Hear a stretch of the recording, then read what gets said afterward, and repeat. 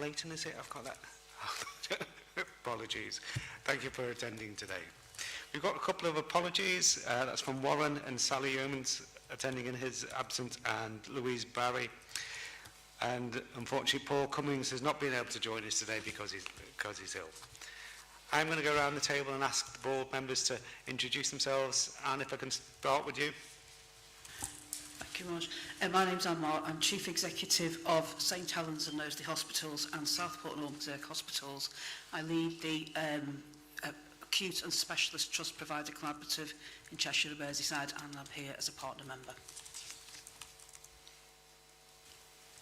Good morning, everyone. My name is Anthony Middleton. I'm the Director of Performance and Planning at the ICB. Good morning, I'm Christy Douglas. I'm the Director of Nursing and Care. Good morning, I'm Claire Watson. I'm the Assistant Chief Executive.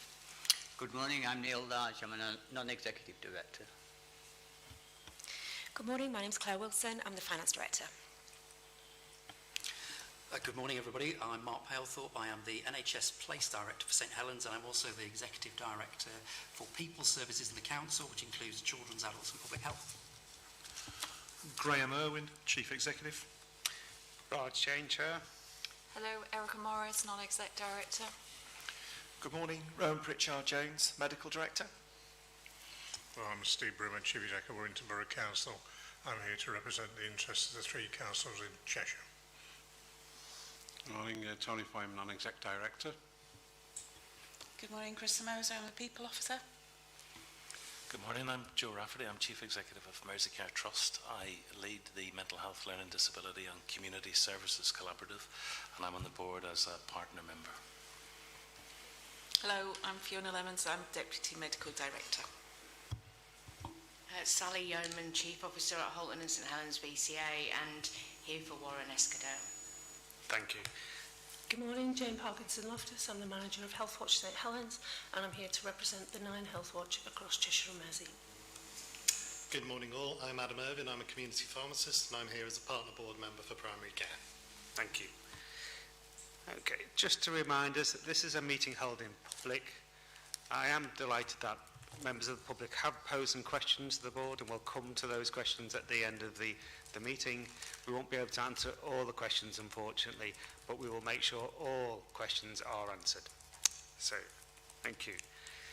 Are there any declarations of interest pertinent to the agenda? No. Can I turn to the minutes of the previous meeting and seek any corrections, comments or clarifications before asking you to approve them? No, so I can have your support in approving those minutes as being correct. Thank you. We turn to the board action and decision logs. There are no actions that are pertinent to today's agenda. Are people any comments or questions on those two documents? Noting. Steve? Just raise item 2205 around reservation and delegations. I know this is in the foothills of this organisation and it is early days, but just to raise the issue of delegation system procedures for the 9 places. We're going to a situation where decision making as a local place is being hampered by the fact there's a lack of clarity on delegations. And just I raise this on behalf of the 3 places in Cheshire, but I think it's a system-wide issue for us, Raj, to deal with, just whether we can just speed up and get some clarity around those delegations moving forward. It's starting to hamper business as usual. Thanks, Steve. Graham, do you want to give us a view? I think the first thing that I would say is this year was always going to be a year of transition. The fact that the legislation was so late passing through Parliament, the fact that we were only established on the 1st of July, it was really important that we had stability. It was also really important to recognise that through COVID, the government had the NHS in effectively a completely different funding regime through COVID, and the government is now adjusting us back to a funding regime that is pre-COVID. When you come to the finance report later that Claire will be presenting, you will see very clearly the setting out of resources mapped across and mirrored onto two places. But we recognise that one of the things that is really important and is on our to-do list for this year is a really clear scheme of delegation with each of the places. I'm not going to commit today to which meeting it's going to come back to, but certainly, Steve, keep challenging us. It should come back, a really formal paper on that delegation later this year. But it shouldn't be something that you see here at the board first time. This should be something that we've worked on collectively together with our partners and made sure that we've fully engaged before we make a proposal. Thank you. Happy to move on to the report of the Chair. One item from me. Last month we had the last of our previous iterations of the Health and Care Partnership Board. And from the 1st of July onwards, as I think we all know, is the time when we created our sister committee, which is the Integrated Care Partnership Board, which we're calling the Health and Care Board. And we've taken the opportunity at the last of the previous iterations of these boards. There's too many acronyms in this. I'm stopping myself from using them. Too many acronyms of that previous partnership board to take stock of the opportunities and the issues that arise in front of us, to refresh how the partnership board, which is the sister committee to this board and hugely influential for us all, how that's going to operate, what its purpose is going to be and how it's going to function. And working with partners right across the piece, across this next 8 weeks or so, we hope to be in the place of doing that refresh and recommending to partner boards what that new format, what that new purpose, what that new function and how we will operate into the future. The partnership board is one of the key engines for achieving our overall objectives. So we thought it was pertinent to take that opportunity, and partners across Cheshire and Merseyside will be involved in that, not just the statutory partners from local authorities and the NHS, but our wider partners from the voluntary sector and so on and so forth. Good meeting, but work in progress.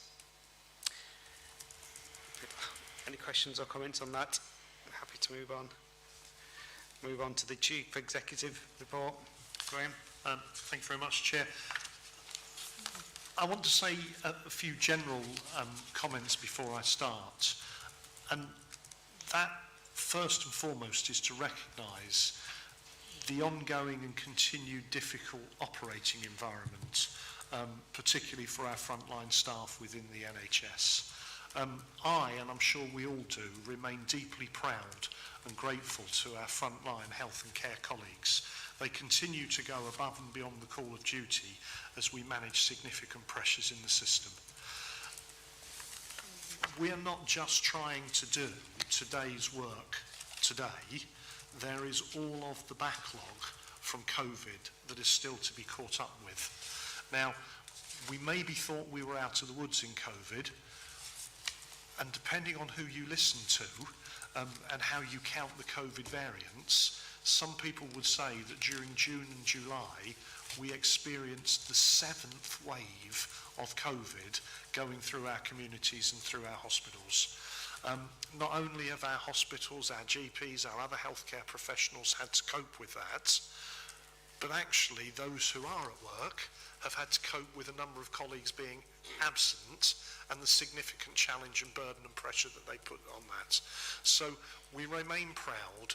The NHS is a marvellous and a significant institution within our society, but we have to recognise that it is under pressure and it is under challenge, and that we have our meetings in the context of that. And everything that we can do to show support to our staff who work on the front line and actually build them up and support them is fundamentally important in everything we do. Now, turning specifically to the report that is in front of you, and I just want to reflect on the nature of a Chief Exec's report to the board. I'm not going to introduce every item in here.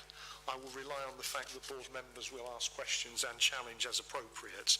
And I'm going to kind of just talk generally about how I've come to put this report together for you.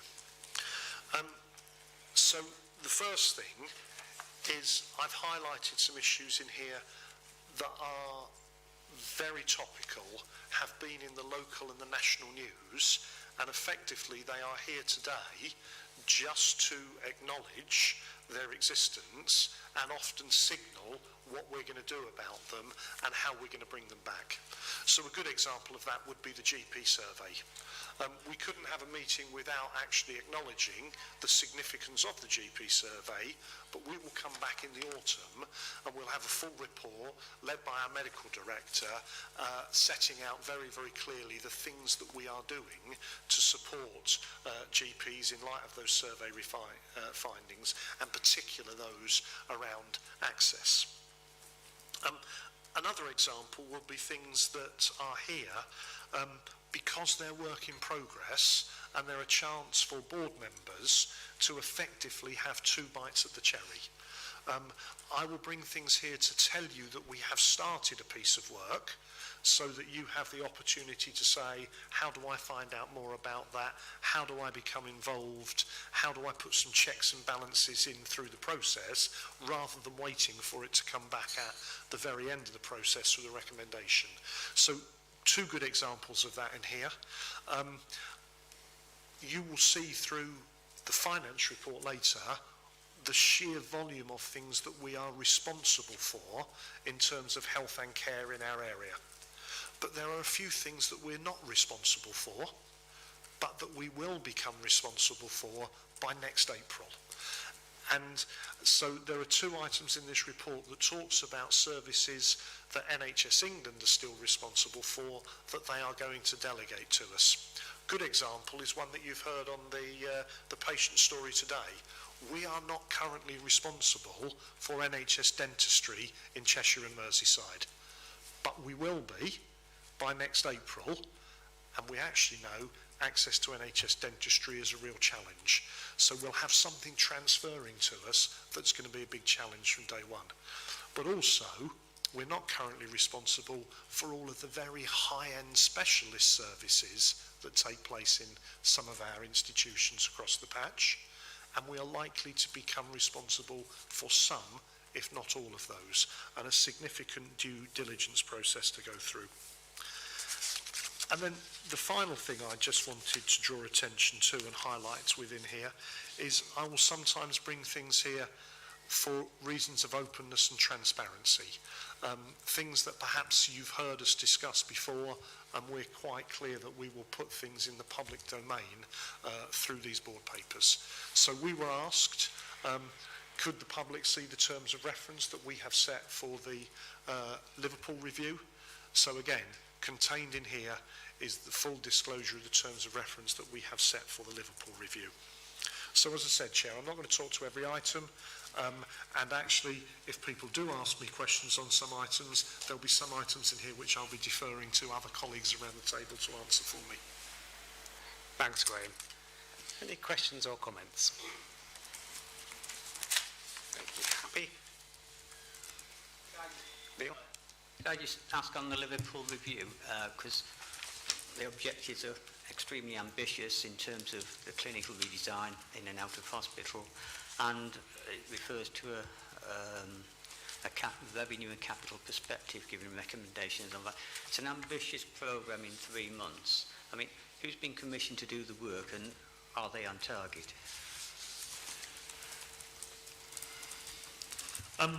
We've commissioned a firm called Carnell Farrer to do that work, and they held a kick-off meeting with the Liverpool system earlier this week, and they have set out very clearly to the Liverpool system their methodology, and they have set out very clearly a timeline. There is a little bit of contingency in that timeline, but also we're very clear about the constraint around how much money we're prepared to spend on such a review. So it's really important that they deliver and that we hold them to account for that delivery as well. Thank you. Just a comment to say that it's quite reassuring that the responsibility for dental services is going to be transferred, because I don't think any of my Health Watch colleagues across Cheshire and Mersey would disagree that there is a massive issue. It's something we talk to patients about every day, and again, it's just reassuring to know that that is something that will be dealt with at this level. Thanks, Jane. Did you want to comment on that? Well, you know, the fact that we will take legal responsibility from the 1st of April next year, we shouldn't wait for that point in time. We should use the period from now until then to do some really substantial due diligence, understand all of the information that is available to us, not just what's been spent on these services, but as you heard on the video, you know, the size of the waiting times, the waiting lists for access, what are the barriers to that access, and therefore be really clear that we hit the ground running with, shall we say, an improvement plan. But what I also know about dentistry, and it doesn't surprise me when you say this is one of the things that's at the top of your patient concern list, is there won't be any quick fixes. We will have to think about how we progressively improve this month on month, year on year. Thanks, Graham. Joe? Graham, on the same point about specialised services or NHS England, currently NHS England Health Services, the due diligence is a really good idea. The temptation might be to spend all of that time doing performance or financial due diligence. Are you proposing to do due diligence around a skills audit? Because this sometimes isn't about the money, but it's about the skills of people who do these really quite complicated commissioning jobs. I think our due diligence should be thorough and comprehensive as we go into this. I think we also need to take into account not just the skills of service delivery, but the skills of the team of people who lead this work, and we mustn't dilute capability in that area. Now, as you know, Joe, and some others won't, there are some bits of specialised services that are managed at a whole Northwest level. There are some bits of specialised services that are managed at a whole England level. Now, I don't imagine that NHS England will be trying to delegate responsibility to us for anything that is currently managed at a whole England level. Now, when we think about whether we want to take on the delegation for things at a whole Northwest level, we've also got to be really conscious that our actions do not denude our neighbours of a skill set either. So we not only have to think of our needs, but we have to think of the needs of the wider system.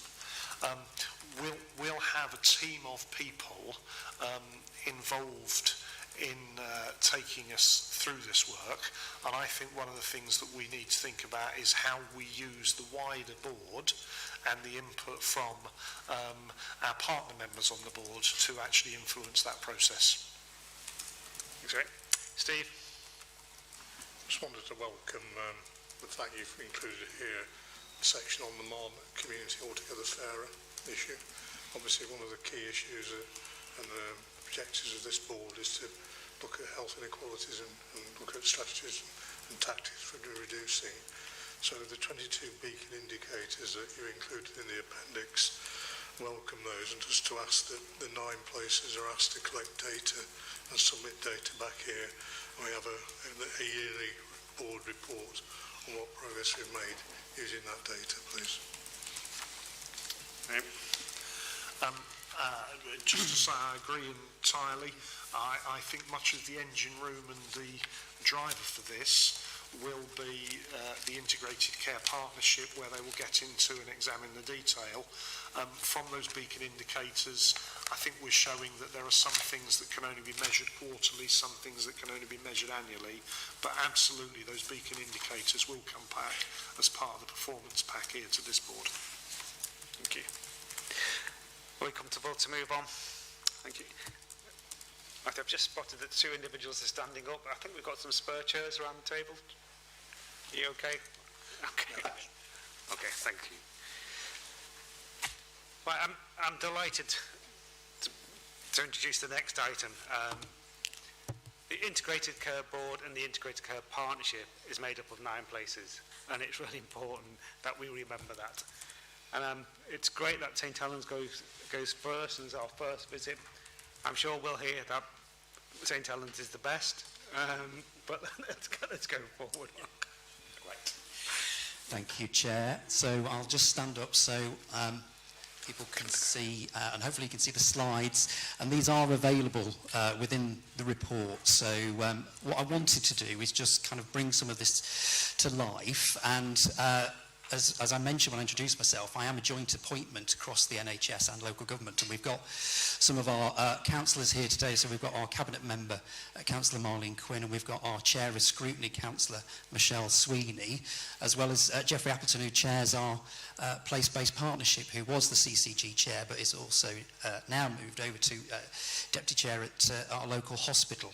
Alongside, we've got Jane and Sally and partners in the audience today. So it really is a joined-up, integrated approach in St Helens, and something I'm incredibly proud of. So, if we go to the next one, please. Thanks, Kathy. So, just wanted, there's a bit of a process in terms of trying to bring to life what we're doing in St Helens and some of the challenges that we've got. So, I'm going to run through these and then come back to the table and take questions from colleagues on the board. So, if we go to the next one and the one after.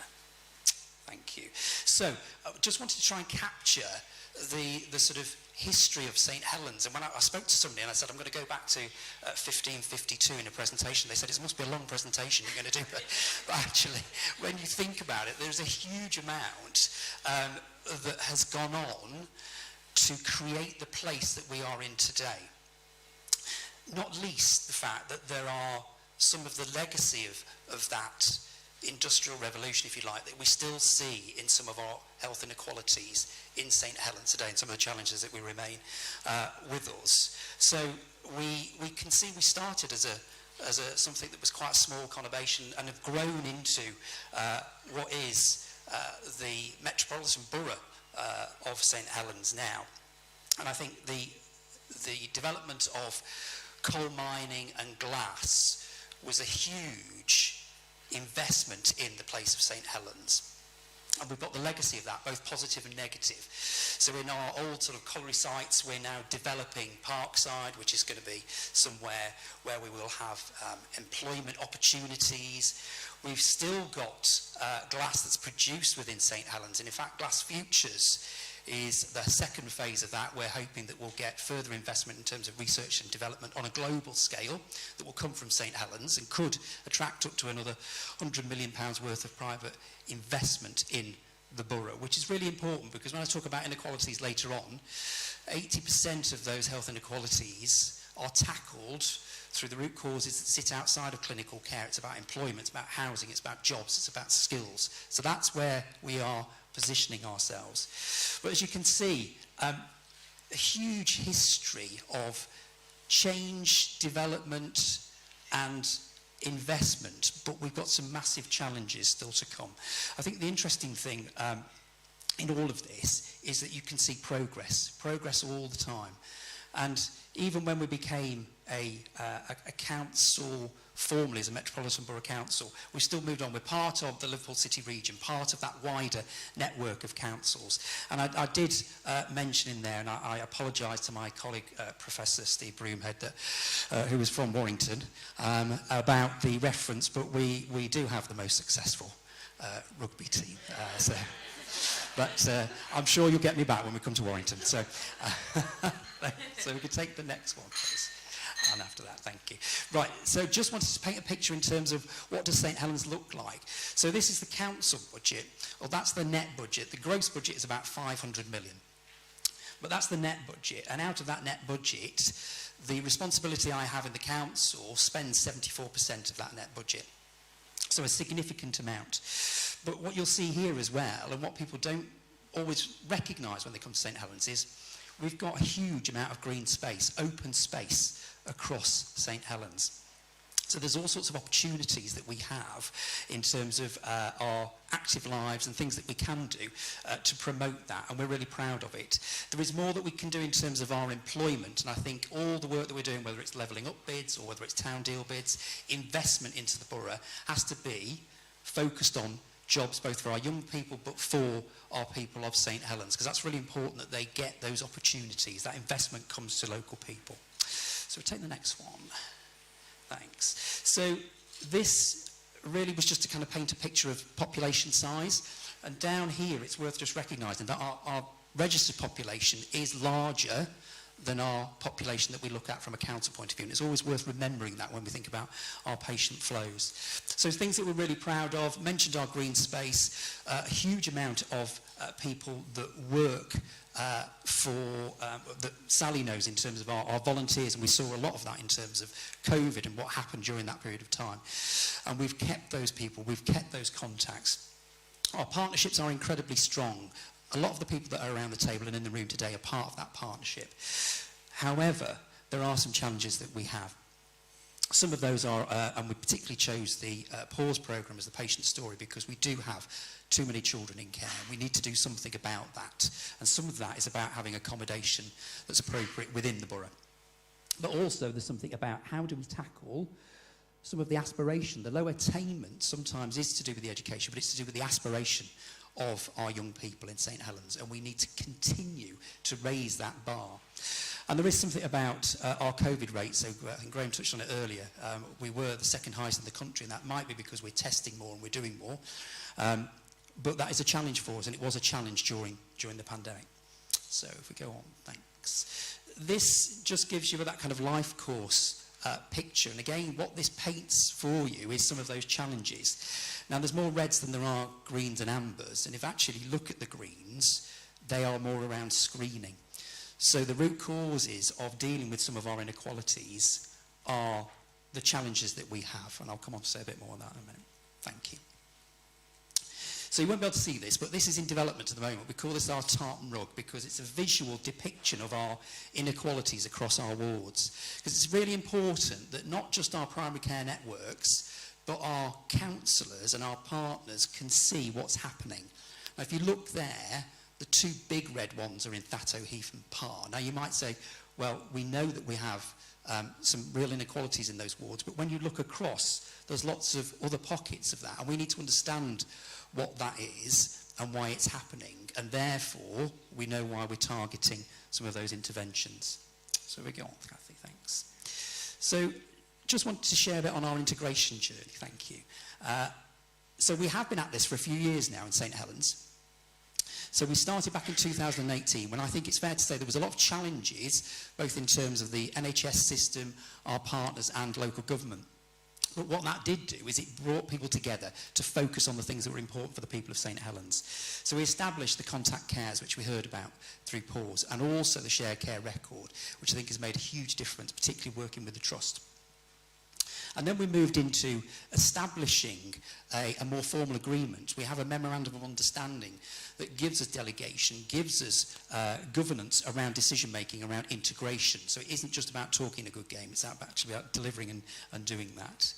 We did with others respond during the pandemic, and we had the mass vaccination site at Saints. It was hosted by the Trust and facilitated, and we supported alongside all of that with mutual aid working both ways. That was a brilliant initiative and brought a huge amount of volunteers and partners together.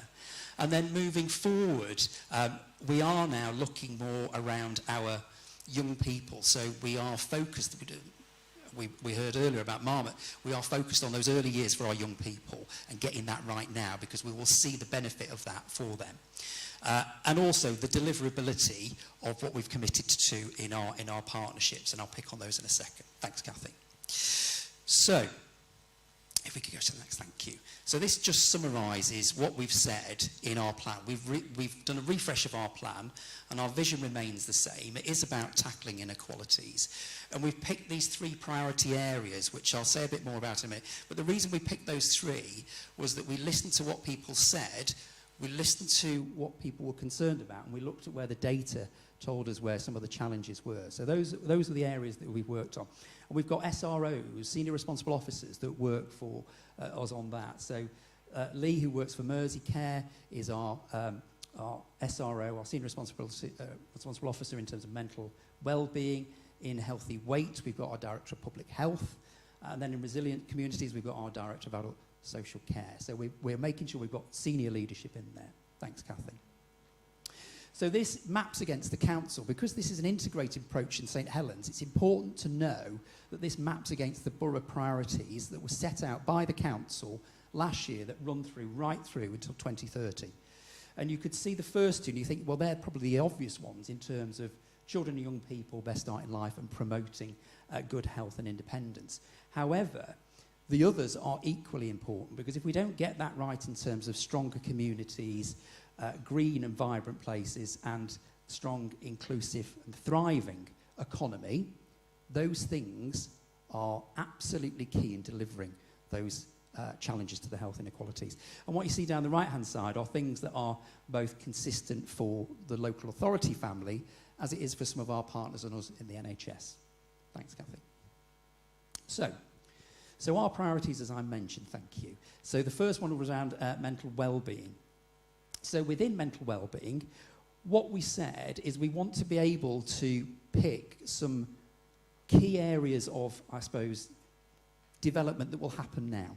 So, for example, we've worked with Joe and his team and the Zero Suicide Alliance around the Chamber of Commerce to say, right, let's make sure that every employer in St Helens is trained on zero suicide.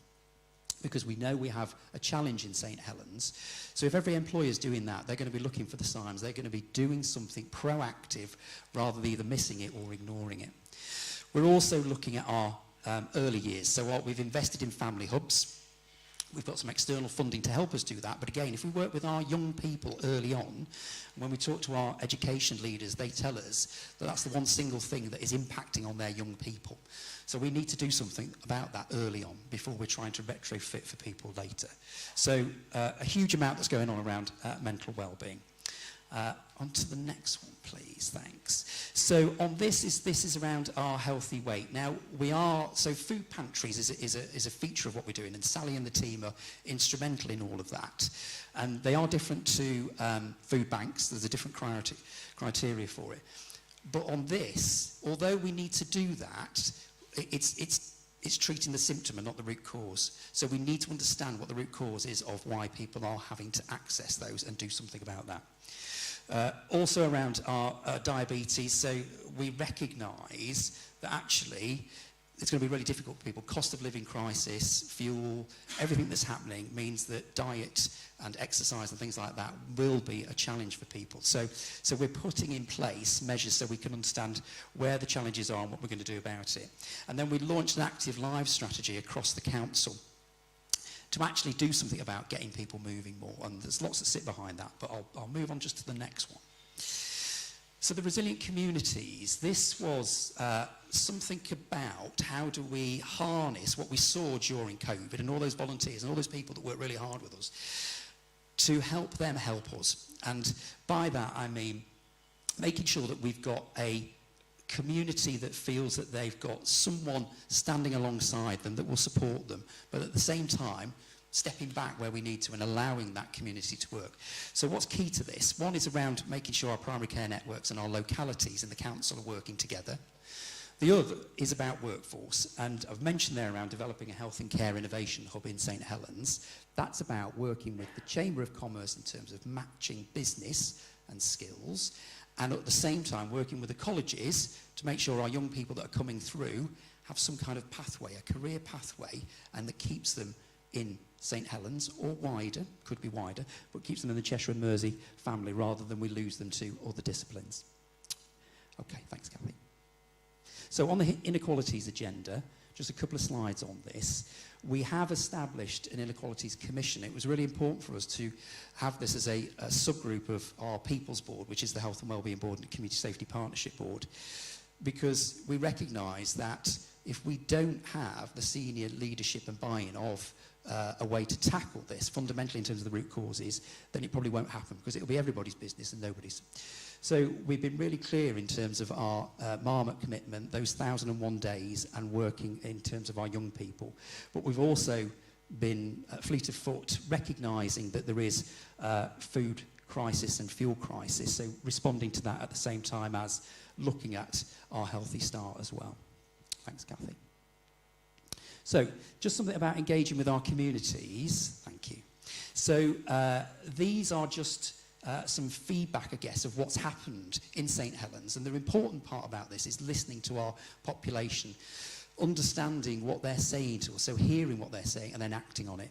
And there's a couple of things I'll pull out. The resident survey was really important because we got a really good response to that, and that will help us check back to see if we're focusing on the right things. And the other was the St Helens Cares Festival, where we brought together our professionals across St Helens and to understand how is it that we work together, what is it that we can do differently, and how can we share some of that. Okay, thanks. And this was a piece of work that was done by the Inequalities Commission. And the great thing about this is it talks about, if you look at the tree, you might not be able to see it, but what it talks about is it talks about hanging on to the roots. So there's lots of positive stuff that people are proud of in St Helens, and quite rightly so. And it talks about closeness and warmth. Now, you don't commission closeness and warmth. That comes from a very different place. And it is about the harnessing the community spirit in all of that. But there are other things that are challenges to us that I've mentioned already that we have a responsibility to try and help tackle.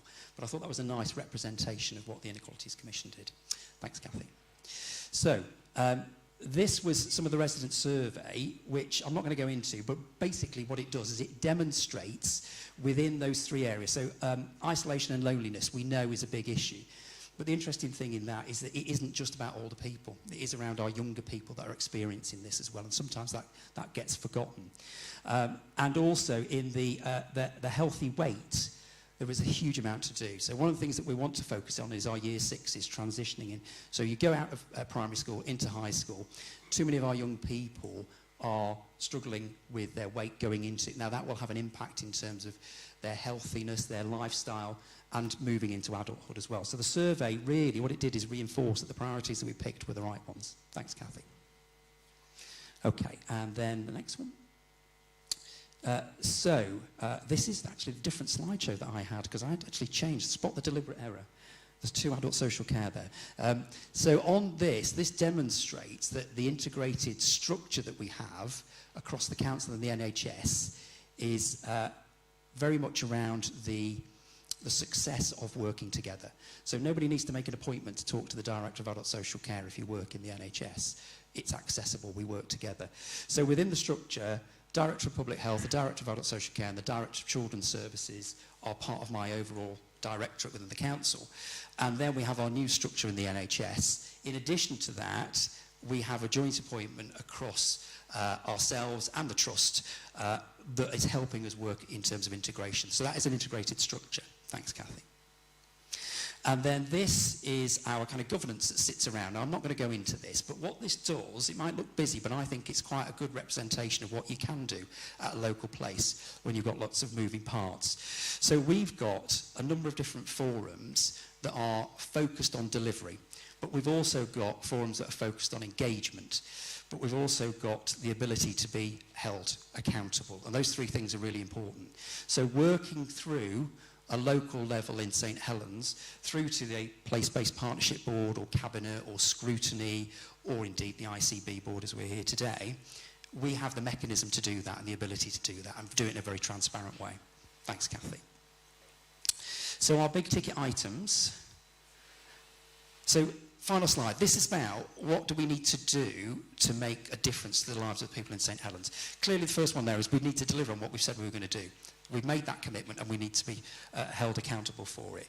We need to improve our children's services. There's a huge challenge in terms of children's services in St Helens at the moment. We need to get ourselves into a better place. We're moving there, but we need to move faster. Our care communities, our primary care networks and our localities working across the council and the NHS are key. If we don't embed that, if we don't have that at a local level, then we will just see more demand coming into more acute services. Certainly providing, I suppose it goes without saying, but providing that support to the system around urgent and emergency care, and also tackling the root causes, which I mentioned earlier. There is a huge amount of change going on in adult social care at the moment, which I haven't even touched on, but there is a massive change around fair cost of care, the price to providers, and the cap that is being introduced. That I could spend a whole other time talking to you about, but I cannot underestimate the challenges that that brings to the local government family and the impact that has across the NHS family.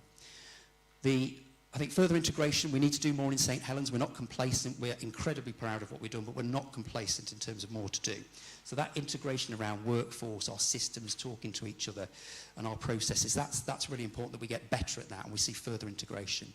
And then the final one that I put there was, we are part of the Integrated Care Board. We're part of that system and our other 8 places that we work with. So if we are going to be successful, we need to ensure that we're all improving the life chances of people across Cheshire and Merseyside. Thank you.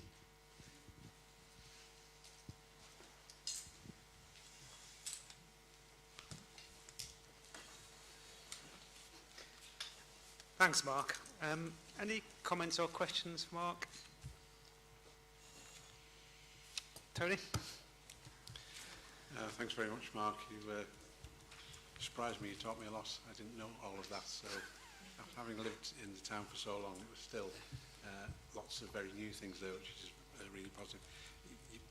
One of the slides in the middle I'm familiar with is the tartan rug, where you identified 2 particular areas that are most significantly different. And then you've spoken very much about the ethos of partnership and the value of integration. Are you able to offer a brighter future for those 2 significantly challenged areas by working in those localities rather than just working at the very high level that we and the ICB are looking at? All right, Chair, to come back. Yeah, so thanks, Tony. So you're right, and I think the benefit that we've had in terms of our approach to integration so far in St Helens has meant that we've kind of broken down the barriers to what local organisations sometimes see as inhibiting progress for a local population. So what do I mean by that? So tourists, for example, we work really, really closely with tourists as our biggest housing provider. I think it's 1 in 6 properties is either managed or actually owned by tourists. So if we're going to do justice to our population, so if we've got somebody that's in Thatto Heath that's got a respiratory problem and they're presenting at the GPs, but their fundamental issue is they haven't got proper insulation, they've got mould on the walls, that's the root cause of why they're coming and presenting. So as partners, if we're working, as we are, with the likes of tourists and dealing with things such as that, we are going to make a difference for our most deprived communities. And I think they shouldn't, it shouldn't be an issue for whatever kind of lanyard or organisation they work for. As long as we're getting the right outcomes for them, that's the important thing. And if they see us joined up and working together, then that will be for the benefit. So I think we are doing that, but there's more to do. But I think we've got a huge platform to work off in terms of the people that we've got in the room today that work alongside us to make that happen. Yeah. Thank you. Mark, just a question from me. I was really pleased to see the mention that you were listening and engaging with communities. And lots of our organisations do that. But you often see that engagement happen in an ad hoc way. How are we ensuring that we're listening to our communities, working with them, not just on priorities, but also on solutions in a systematic and forever way? So it's really important that the voice of the resident gets into the room. So the likes of Jane that sits on our People's Board and contributes in terms of all of the work that we do there. So we've got the voice in the room, and Jane will challenge us on that. Equally with Sally in terms of representation from the sector, that we need to hear to triangulate some of the things that we're doing. Now, there's a difference between listening and hearing what's said, and I think the resident survey was an example of trying to triangulate those areas that we've kind of picked off as being key priorities around the mental well-being, healthy weight and resilient communities. but we're constantly going back and checking. So we've got a stakeholder forum that meets, that has representation in addition to all the other groups that we've got. But I think the key in terms of the locality work and the care communities at a primary care level will be that will almost be a daily conversation with your population. So you won't be relying on kind of monthly or quarterly engagements. But we try and work with the sector. So we're writing a strategy around older people. We are engaging the sector to go and talk to the community about that. We're just not writing a strategy and hoping for the best. So but I think it's a constant. You've got to keep doing that. Okay, thank you. Steve, and then Erica. It's a very pleasurable presentation. I think your comments about the Saints Rugby League in Warrington, we say it's always our year.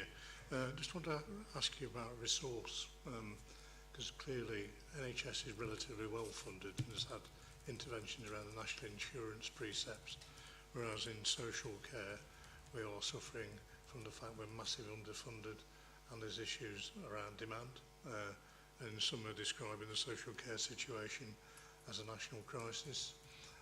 Boris Johnson made some commitments which were not delivered upon, and I noticed some of the candidates, the two candidates in the race for the Conservative Party leadership, are now also making some commitments. My question really is, at a local place-based level, how are you going to deal with the inequality of resources applied across social care in relation to the NHS? Yeah, thanks, Dave. I mean, it's a very pertinent question at the moment, and I think one of the things that we're realising on the local government side of things is that you cannot do this on your own. So the huge benefit that we've had of having an integrated service across the NHS locally and local government is that we've not got into sometimes the argy-bargy that you have around continuing healthcare, and therefore you're blocking a bed. Well, actually, we don't have that. Equally, there's more we can do around special education needs and disability, but we have an integrated team as well there. So we're focused on the resident or the child. The reality, though, is that there is a huge challenge that's coming in terms of the fair cost of care for providers of adult social care, and also the cap on care and the number of additional social workers we may need to assess people that would have been traditionally called self-funders. Later on to that, the challenges that we've got in schools and in social care with a number of children coming into care. So the reality is that we, I think, as organisations need to look broader than our own set of boundaries. So I know I'm here representing Place for St Helens, but there is an argument to say that we could look differently in terms of our Mid-Mersey approach for certain things. And why wouldn't we? Because actually that's going to help the flow and the people that need to get access to care. So I think it's incumbent on us to look beyond our boundaries as well to see how we can support each other. Thanks. Erica? Thank you. Really strong presentation. The themes that I picked out were that real drive of equity against equality. We want both, but that real drive for equity. The voice, I think, really comes through. And then the accountability, you know, the people that you're putting in line. My question really is around the future workforce and giving hope to all the young people within St Helens. If you could just put a bit more sort of flesh on the bones around what you're actually doing in that space. Yeah, thank you. It is a huge challenge. I think out of all of the sort of things that we look at on a daily basis, the workforce is the one that comes back every single time. And it isn't about the money, because the money could be available, but the people might not. So one of the things that we've talked about locally, and again, this could expand, but we put a bid into the town deal. It was a national bid, and as part of that, some of it was about regeneration of our town centre and other parts of the borough, but the other bit was about how do you have a offer to your local young people that gives them an opportunity to, if they leave school at 16 and do an apprenticeship as I did, what do they go on to? Because there wasn't a career pathway for me. But actually, if we could say to our young people, if you go and do a health and care qualification at the college, what the colleges are saying to us is a lot of our young people will go off and do lots of different other jobs, but not stay in the health and care, because there is no pathway to support them to become a supervisor or a registered manager, or if they want to become a nurse or a social worker, great. We haven't got that. So one of the things we're trying to do is build that in, but give the opportunities to our young people in St Helens. Now, as I say, that could go broader. It could go broader in terms of our other 8 places across Cheshire and Mersey, but we've got to kind of start somewhere, and we recognise that we're doing a disjustice to our young people in terms of that. So that's one of those. The other will be in terms of how we commission services in the future. So I mentioned that Mid-Mersey. So if we're looking at flows around the hospital, if we were to commission, say, domiciliary care on a Mid-Mersey footprint, actually you get economies of scale, you get consistency in terms of that practice, you get the investment in the workforce, and you start to see, you turn in a bit of a corner then. So I think all those sorts of things will help us challenge some of those kind of workforce issues that we've got. Thanks. Great. I just wanted to say something first of all in context. So we're here today. It's our intention to have a meeting in public in every one of our 9 places every single year. Now St Helens volunteered to go first. Better a willing volunteer than a pressed man.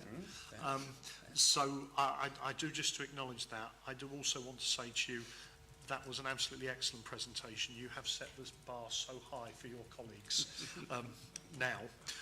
Other things that I just wanted to pick out of this, though, was one of the things that we quite rightly contemplate with the NHS, and that we know that we so frequently get wrong, is we spend a lot of time talking about acute services, and we don't give enough attention to mental health and the parity of esteem. So it was really encouraging to see front and centre of your presentation there the focus on the ambition around mental health and well-being. So thank you for that. The next point I wanted to make was it's a privilege to be part of the system level, looking at the whole 2.7 million population, but come with that privilege is we have to absolutely abhor and want to tackle variation. It cannot be the case that somebody gets better access if they're in Warrington or the Wirral compared with St Helens. So really great that you've set targets for improvement, really great that you've picked out, and in some cases I noticed that the targets for improvement was to say, well, if we're not at the Northwest average, we've got to get to the Northwest average. But one of the things is we need to be really ambitious, because what if the Northwest average, it still isn't good enough for our residents and the people that we serve. So I know that's a bit of a statement. So my question that comes with this is thinking about how we're going to work with and through our places together. And the answer can't be give us more money, because you know we're constrained within the financial settlements that government can give us. Is there anything else you need from us as a board in terms of kind of permission or rules that will help you go further and faster? And if you don't want to answer that today, you can come back and challenge us on that at another time. That's fine. Yeah. Right. Thanks, Graham. So, so I think what would help, and we're working through this now, in terms of our target operating models for the ICB and how we work as a place, and we're all part of the ICB, so that's the important piece to reinforce. I think what would be helpful to know is that where we need to seek permission, we will, but rather where we need to seek forgiveness, you'll be supportive of that as well, because it may well be that we want to get on and do something and collaborate at place, and sometimes we need to move quickly. So I think it's really important that the board support that approach, if you like. And I think the opportunity to see the collaboration across both the NHS and our wider partnership, I think we've got a lot of rich investment that goes across partners, not just the local government family, but in terms of our wider partnerships. They are really keen to make a difference in their local population. So again, I think the development of the integrated care partnership piece, I think, is really important, because that gets engagement across the board and the wider integrated care system. So I think that ability to seek forgiveness as well as permission, I think, would be helpful. Thank you. Thank you. Not yet. Thank you. Rowan? Thanks ever so much. I was particularly pleased to see the emphasis on managing the healthy eating and obesity problem with youngsters. It's very easy in the cycles of healthcare, which can at times line up with political cycles as well, that actually tackling that now will make an impact on diabetes, cardiac disease, a whole raft of stuff that has the potential to make the most enormous difference to the health of our population at a generational level. The other thing I'm learning as the medical director now is that our reach through into social care is now utterly crucial. But do you want to say anything about how our reach through into the education world, which I imagine is a crucial supporter of successfully transforming young people's approach to diet and weight and exercise, the education is essential to that. Is that a group that now are coming ever closer to us in managing health, therefore, and are you happy that they are fully engaged with that message? Yeah, thanks, Rowan. It's a good question, because so part of it is working with our little ones and getting in there early. So our supporting our kind of early years hubs across the NHS and local authority is key to what we're doing. So there's some of that working with parents and young people now. But then when in the education system themselves, we are working with education leaders both in terms of primary and secondary schools. So making sure that they are, in a way, I suppose, making sure that they're keeping a watchful eye on some of the vulnerability of our young people and helping us intervene where we need to. But at the same time, not stigmatising, because that can be something that puts young people off or puts parents off engaging. So what we're trying to do is through the active lives strategy that cuts across the whole of St Helens. And in fact, the borough strategy that talks about the active lives part is through to 2030. So it goes beyond sort of cycles of political cycles and other things like that. So there's a commitment the council have made on it. But education leaders have stood behind that and said that that's a fundamental part of it.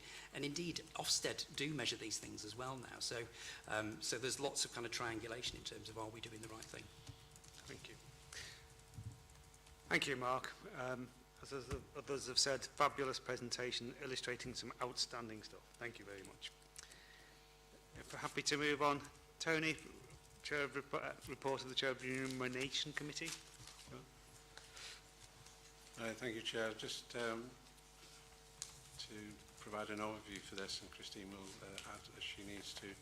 The purpose of this is for this paper to be noted by the board, but its fundamental role is to provide assurance for a due process in the decision-making of the Remuneration Committee, which consists of the 3 non-exec directors, but supported and challenged by the Chief Executive Chair and Chief People Officer. So to take you to the core of it, Section 3, which is a summary of issues considered and approved. The very extensive discussion had in the meeting about the BSM pay framework. We considered a report outlining the work undertaken and proposals from Graham. What was particularly helpful was the adherence to the 7 points of the criteria there that assisted the committee in coming to relatively simple decisions. Set out in there is the national pay framework, and importantly the first decision was that the committee agreed the salaries of all directors within those ranges, and that we didn't consider any salary in excess of the national recommended pay ranges. We also considered salaries of those place directors that are joint appointments and who will remain employees of the local authority. The same criteria again was applied. So what we got out of this was a very consistent approach, which produced what we consider to be an equitable result for all those BSMs involved in this. We did discuss at some length the need for a performance management framework, and that's yet to be concluded, but we'll come back to that at later meetings. But one of the important parts introduced was the whole issue of retention of talent, and a statement there that we would seek to avoid compulsory redundancy during the change process. The committee recognises we're in a period of considerable change for all staff, so I think this broadening of the Remuneration Committee's role was welcome. So we do have some further work undertaken, but I just ask that you note the report and take any questions. Thank you, Tony. questions or comments? People comfortable? Thank you. Good report. Claire, should we go on to the finance report? Yes, thank you. So my first paper presents the financial plan and budget for 22-23 for both the system and for the ICB itself. You'll note from the paper that the financial plan was submitted on behalf of the system in June, and that was a culmination of a number of months' work across the whole system, and our overall financial position is an aggregation of 17 providers and, as it was then, 9 CCGs across the system. And that planning process was overseen from an assurance perspective and an approvals perspective by the predecessor partner organisation to this, the Healthcare Partnership, and also the System-Wide Finance Committee. So given the timing of us coming into existence on the 1st of July, the need to bring the financial plan to this meeting is for us to note and support that plan, but the approval and the submission happened before we were established. So that's just a point of governance, really. The paper sets out the financial position within the plan of all component parts of the system. You'll see there that there is an overall financial deficit of just over £30 million for the year. Now, nationally, there is a requirement for all systems to deliver a break-even financial position, both within its plan and then also within by the end of the financial year. But that 30 million relates to the unavoidable costs of opening up the new hospital in Liverpool in year, and that value is understood and accepted by the national NHS England team. What I've also set out in the paper is the key areas of risks to delivery of that plan, and as you know, we are facing into a very, very difficult financially challenged environment, and the cost improvement plans and targets set out in the paper are challenging in a number of areas, and that's one of our key risks. So section 3.17 does set out those risks in a little more detail, but you know, I am happy to answer any questions on any of this. I won't go through the paper line by line. So that's the first part of the paper, and I'll come back to any points of clarity or questions on that. But as I say, I am asking the board today to support that plan. The second part of the paper is to receive the report that sets out how we will, as an ICB, delegate our ICB budgets to place for this year. And as we've said in the paper, this is very much a pragmatic year one holding position, really, as we continue to do the work on the operating model in terms of how we work together across the whole system. And quite a significant amount of the both the plans and the delegations have been already subject to a number of conversations locally and across the system prior to us coming into existence, as the CCGs did their work and their due diligence in advance of the 31st of June, if there is 31 days in June. So I'm not going to say any more on the content. I am going to pause there and open up to wider conversation. You'll note my next paper on the agenda describes the financial position as it stood within the system at month 3. So within that paper, I expect we will be talking a lot more about some of the risks as they are starting to materialise and what we need to do about them. But if we could focus within this part around, you know, those supporting or otherwise of the plan and of those delegations, and then we can maybe pick up a wider conversation about risk in the second paper, if that's okay. Thanks, Claire. Any questions on this part of the paper around the plan? Tony? Thank you, Claire. It's just in your initial paragraph, the recommendations actions, asking us to approve the initial splits for budgetary control purposes. Could you just comment on how robust do you think that the budgetary control process are in this complex setup we've got of ICB and place delegation? Yes, so I think, so, you know, the CCGs had and have, or had, at place level, a number of processes that ensured robust budgetary control. And what we have done and what we considered as a board when we met last is to review all the financial policies and processes across all 9 and to create both the standing financial instructions, standing orders and all the other financial control environments that you would expect us to have in place as an ICB, and we took what we felt to be the best of, across the 9. We didn't need to reinvent the wheel in many cases and have established those processes from the 1st of July. I think that includes a series of delegations around decision making at local level that hopefully balance the need to provide autonomy and also financial control. But going back to Stephen's points earlier, it is likely that we need to make sure that we aren't hampering local decision making, that we need to make sure those processes can be smooth, decisions can be made quickly, and so I do think it is a period of review and challenging ourselves. Have we got it right? How can we make it better? And I think we're already starting to have conversations with the Associate Directors of Finance for Place to say, what are your examples of where it's not quite working and how can we correct it? And then just to add to that before Steve comes in, we're also, one of the things that NHS England has required of every single organisation in the country really as a condition of some of the additional funding that we've just received for inflation is that there is an internal audit review of a number of the financial controls that you would expect to be in place for a strong financial system. And whilst that is required of all providers, it's very important that we do and hold ourselves absolutely at the highest level of scrutiny for that ourselves as well. So we will be doing a very early review of our financial controls in the next month or so as well, which will obviously then come through to the audit committee. Thank you very much. Thank you. Neil? Yeah, thanks, Claire. A few questions really around the ICB budget. When will we see detail of the ICB budget itself so we understand what we're accountable for here? I'll give you a few questions together. Also in the plan, there's no contingency. All reserves have been allocated, so how much of a risk is that?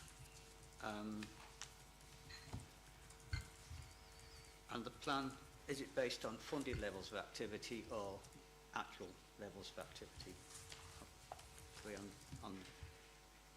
And I suppose the other one is in terms of the realistic nature of Liverpool's plan,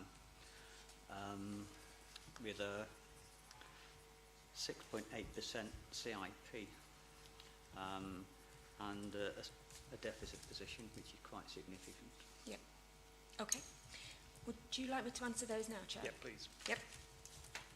Okay, so in terms of the detailed budget, so one of the things that when I present the month 3 paper, you'll see it's probably quite high level, quite simplistic in places. It was our first month of reporting, and we are planning to develop, with your input as well, around what the board would like to see, a more comprehensive finance report going forward as we sort of have generated and created our ICB financial processes from the 1st of July. And one of the things that I anticipate that will include is, as you say, the detail around the ICB budgets, but also the cost improvement plan that we've set ourselves as an ICB, detail on our running costs and the challenges that we're setting ourselves to deliver the most, the absolute utmost value for money on our running costs expenditure and that scrutiny there. So yes, next month you will see more on that, and happy to take any feedback on any other elements of the reports as well to ensure that we're providing the board with what it needs. The second point on contingency and reserves, you're absolutely right.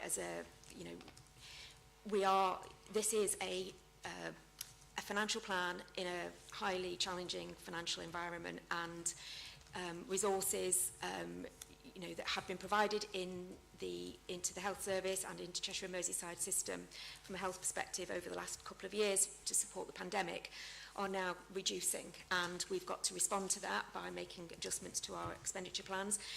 The early parts of our planning conversations were a much bigger deficit than we are reporting today, and we've really challenged ourselves to make the financial plan as ambitious as we possibly can, in line with national requirements, and also a need to get back to something which is financially sustainable.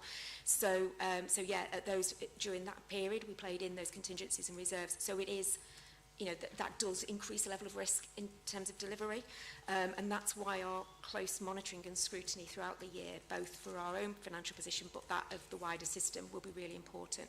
And I'll come on to some of those things that we intend to do in the month 3 discussion, if that's okay. On activity, and this is an area that, so activity plans have been developed by individual providers in line with their own demand and capacity planning work, and you know, they've identified what they believe, you know, they can do from an elective recovery perspective, together with estimates on you know, on elective admissions as well, and COVID. And the contracts between the ICB and NHS providers have been blocked effectively for this year, with some adjustments at the margin around something called an aligned incentive arrangement, whereby if there are significant increases in elective activity, for example, that we can move money around the system so that we are supporting organisations to make the capacity investments that they need to make in order to go as far as we possibly can on elective recovery. So, you know, keeping track of our activity is going to be really important to us collectively, because whilst it isn't a commissioner risk as such because of the nature of the contracts, we are now no longer in that environment where the providers and the commissioning financial positions are separate. We are, you know, collectively understanding the financial position and collectively accountable for it. One of the other things within here is an assumption that we will receive 100% of our elective recovery fund, which also is a risk to us. We did very well in the early months, but you know, June was difficult because of COVID. So you know, yes, there are risks, but you know, that's the environment we're in, unfortunately. Yes, and making the decisions that we need to make during the year to deliver, you know, in line with the plan. Your final point on Liverpool. So you know, yes, absolutely, Liverpool University Teaching Hospitals is one of our biggest provider organisations, and also, as you say, has the deficit that we're carrying this year. We are working very closely with them. They are, as you know, as the board probably knows, they're an organisation that is currently, you know, being supported through a SOF 4 management arrangement. So lots of support from the national team around their quality improvement programme and their operational improvement programme, and also their finance improvement programme. So we have an independent financial review that's been undertaken at the moment that we're doing in partnership with the organisation to identify some of the drivers of the deficit, and so that we can work together on you know, the trust will obviously lead that, but working as across the system to understand the financial strategy that the organisation needs to adopt to harness the savings and opportunities of the merger organisation, but also understanding the financial implications and opportunities of the new hospital build as well. Thanks. Steve? Thanks very much. A couple of comments, really. I mean, first of all, thanks for explaining the deficit issue, because I'm familiar in the public and the private sector. You don't really start a budgetary year with a deficit. You look to deal with that before you start. But I think I understand the rationale behind that. Also, to welcome the fact that 80% of the allocation is to the 9 places. You've got the 20% back in the centre. Perhaps over a period of time, as this settles down, you might want to move more money to place. But I think that requires, I think, obviously some conversations in here. And certainly it would help with some of the challenges around local government I referred to earlier. Just in terms of the sort of drivers of this budget and the fact you don't hold a reserve. I mean, inflation running at 10% plus. There's wage demands coming, which will be more above 2 to 3%, which most models and modelling is done for budget setting in the public sector. And yet we don't have a reserve. I've consciously recognised over a number of years that NHS, because of demand pressures, always overspends. Local government isn't allowed to overspend, actually. You know, it's got limited resources to draw upon, the limits to what it can do in terms of council tax rises and in terms of business rates and so on. So I'm just slightly concerned about the tightness of this budget and the fact we don't have the reserves against inflationary pressures and demands on the pressures on the overall systems. Okay, thank you. So, yeah, note your comments on the delegations. Thank you, and we'll obviously carry on working on those over the course of the next few months for next year. In terms of the availability of reserves, so the financial plan that I've presented today is the overall aggregation of a system plan, which is, as it stands now, the sum total of 18 statutory organisations' financial plans that have been through boards. So there's 17 provider organisations that have developed their own financial plan and put that through their boards, and in some, and I'm not necessarily privy to the exact nature of the contingencies within each organisation, and as and Joe might want to comment on how they feel, the level of risk they feel in their plans, but I do not believe we have significant reserves even in providers, because as I say, we've had to play those in order to get to a financial position that would be delivered or acceptable nationally. And the challenge for us and the choice for us was, do we increase our CIP in order to give us a reserve or a contingency, or do we play the contingency in and manage the risks during the year? And it's a very, very difficult balancing act. And I think the level of CIP that we've got at the moment, which in aggregate is 4.4%, across providers, is higher than it has ever been, and is going to be in itself incredibly challenging. Now, some of that will be, and it goes back to Neil's point earlier about the figure in some organisations being reported at the moment quite a bit higher than that, so Liverpool reporting a 6.8%. Now, I think there's probably three components to our cost improvement or our efficiency target that I would draw your attention to. The first is there is a regular, routine, annual efficiency requirement that the NHS is required to deliver on, and for us this year that's probably around about 2% of the total. In addition to that, we are required now to look at all the investment that we put in place. So we've had in the NHS a fairly significant amount of resource, non-recurrently, so temporarily, over the last couple of years to deal with the COVID response, and we are now being required to remove some of those measures. So that is also the removal of those COVID measures. And we aren't going to be able to remove all of them, obviously. We're in a post-pandemic world, and things will probably never go back to being how they were in terms of delivering of healthcare. But we will be able to remove some of them, and that is also included within that CIP target. And then the final thing to say is that organisations in some areas will be able to make technical adjustments that will support the position.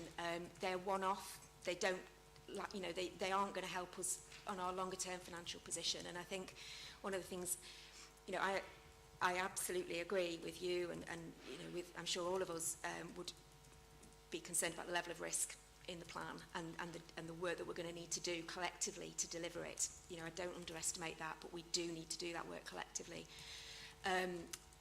But I think the exit run rate as we go into next year is where I think I am absolutely focused on as well, because the level of non-recurrent savings planned within our plan at the moment is around about 44% of our cost improvement target is being planned to be delivered non-recurrently.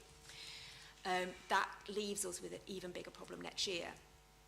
And given the fact that we are also we have other challenges in terms of convergence to our target allocation, I think next year is one that, as a board, we'll be spending a lot of time thinking about over the coming months, and I'll bring a paper back on how we're going to develop our longer-term financial strategy on that. Thank you, Graham. Oh, sorry, inflation. Sorry, Steve. You asked about inflation. So we have all of the financial plans include an assessment of inflation as at June, effectively. So we don't have a crystal ball, and we can't predict world events, so things may change. But we've not developed the plans blindly assuming some nationally mandated inflation figure. We have hopefully built in an element of realism, and we had some additional funding from Treasury to support some of the excess inflation, particularly around energy, and that's in our financial position at the moment. Sorry. Graham? Just to emphasise that last point, and it is to emphasise the success of being able to work together with our partners locally, particularly our partners in local government, but also that comes on to education, housing and so on, is made difficult by the fact that we exist in a different funding regime. So Claire has just told you that when the world fuel crisis hit, the NHS was given more money to cover the cost of that by government. Now, one of the problems is when you do things at a governmental level, they distributed the money as a percentage of baseline. And some organisations were tied into their fuel prices for a year, other organisations were just at a point where their fuel prices were renewing immediately. The government are about to give us a further top-up in our funding to meet the costs of the pay settlement that they have agreed with NHS staff. So we do just have to recognise that we just exist in a different environment where some decisions are made nationally. But underlying that, one of the platforms that we should build our success on is effective financial management and effective control of the resources, and not think that we're going to get bailed out. It is a huge budget. You know, £5.7 billion described in here. And when you take the other delegations that are yet to come to us, and with that huge budget comes a huge amount of responsibility for us to do the things to drive out the efficiency. And we have this fundamental duty to the patients and the residents we serve, but we must also remember our duty to the taxpayers as well. Thanks, Graham. I'm just going to turn to the recommendations. Firstly, Anne. Claire, one of the assumed resources in the plan is the ERF, Elective Recovery Fund money. And we're all perfectly capable, able, willing, in fact desperate to take advantage of that fund by treating the patients and reducing the waiting list. And we've got lots of people ready and willing to do that. But obviously, at this moment, it is being absolutely frustrated. You kind of blamed it on COVID, but it's really just general levels of high non-elective activity, which is crowding out the elective activity because, you know, the bed occupancy across our patch in the DGHs is just at absolutely unprecedented levels pretty much all the time at the moment. So it's crowding out the opportunity to earn that elective recovery money. So, you know, I guess that'll be sitting somewhere above us, unclaimed and unused, you know. But also it's this thing about we can't earn that money because we can't free up the headroom in the beds to get the patients through. And I was just thinking we could just do with some thought going into, you know, it seems a pity that that will all be lost to us because we can't find a better way to operate than we are now. So I'd welcome a discussion about how we can get into a better place, because, you know, the opportunity to be able, you know, from the patient's point of view, to be able to treat the patients is one not to be lost, but also, you know, it does help us from a financial point of view as well. And, you know, we have to remember we've got, you know, huge numbers of patients in beds who actually could be somewhere else. Yeah. Comment, high-level comment. Yeah, absolutely. And so we are assuming within our monthly position, we're assuming full receipt of ERF at the moment, so it's still a risk because we've obviously not earned it. I'm not, you know, but absolutely I understand your broader comment there about how we work together to maximise our rate of recovery and therefore receipt of that income. So it may be something I'm happy to come to CMAS to work with the elective recovery group as well, and maybe we can, you know, have a re-look at what other opportunities we've got on that, given current non-elective pressures. And Claire, I took from Anne's comment the need for us to start working on the case that we could put to region and national about the impact of pressures into the system and our inability to hit the elective activity targets. So management upstairs, I heard. Is that what you meant as well, Anne? Yes, Okay, let's move on to the recommendations. Firstly, to support the financial plan submissions of the 20th of June. People comfortable with that? And secondly, to approve this initial 20-80% split. People comfortable with that? Thank you. Claire, shall we quickly go on to month 3?